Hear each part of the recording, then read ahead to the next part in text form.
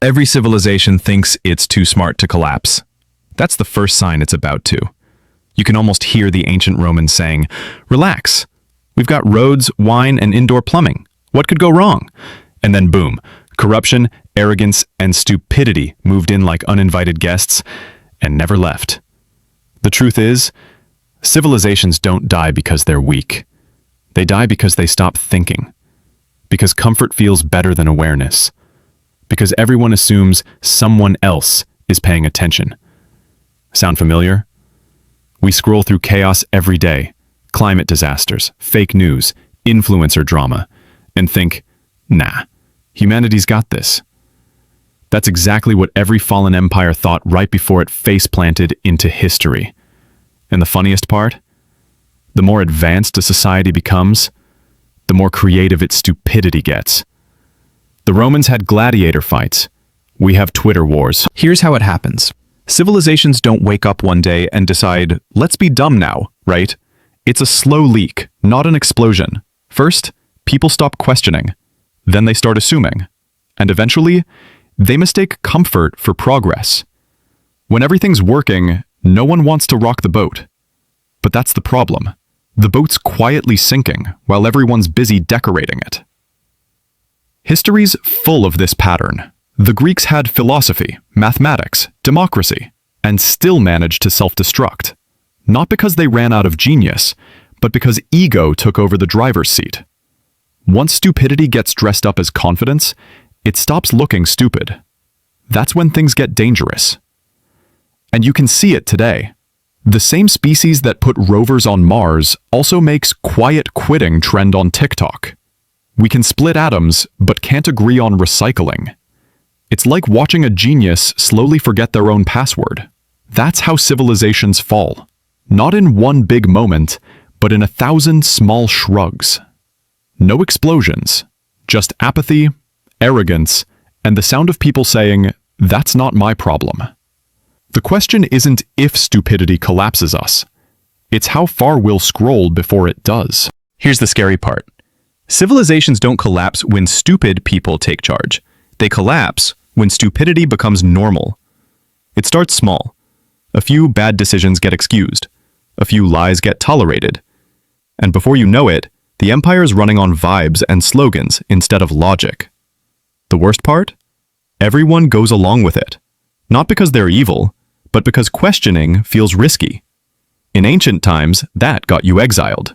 Now, you just get cancelled, downvoted, or labeled negative energy. Soon, leadership stops rewarding competence and starts rewarding confidence. Loud beats smart. Appearance beats reality. And the people who see the cracks? They get promoted to irrelevant. Sound familiar? We build apps to make us mindful, while scrolling ourselves into anxiety. We hold climate conferences sponsored by oil companies. It's civilization as theater, with stupidity as the director. And once stupidity gets institutionalized, it doesn't need to try anymore. It just coasts, powered by momentum and mediocrity. That's not decline. That's autopilot on the way down. Because civilizations don't usually die screaming. They die clapping. For their own nonsense. You never hear the sound of collapse when it begins. It doesn't start with chaos. It starts with laughter. Not the good kind, the nervous kind. The kind people use when deep down they know something's off, but say, "Ah well, what can you do?" That's how it begins. The bridges start rusting, the truth starts bending, and the leaders start doing press conferences about resilience, while the walls are literally on fire behind them. Collapse doesn't look dramatic at first. It looks normal. It looks like politicians arguing on live TV while TikTok filters decide what's trending. It looks like people being more passionate about celebrity divorces than the economy. And here's the wild part. Every dying civilization swears it's in a temporary slump. The Romans said, it's just inflation. The Mayans said, it's just bad weather. We say, it's just the algorithm. But the cracks aren't random.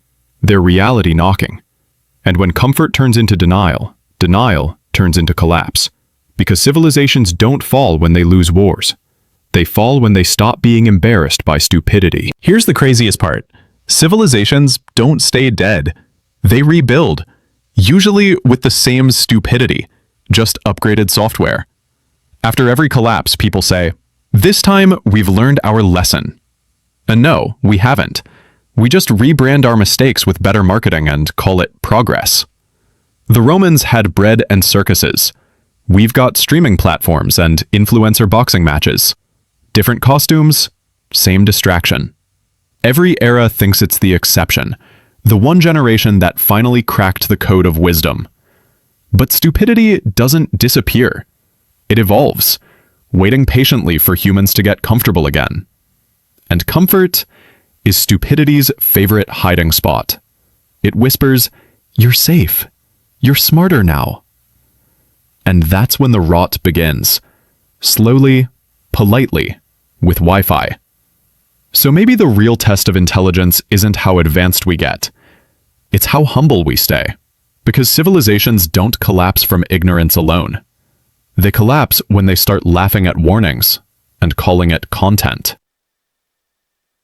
The end of every empire starts with the same phrase, "We're too smart for that."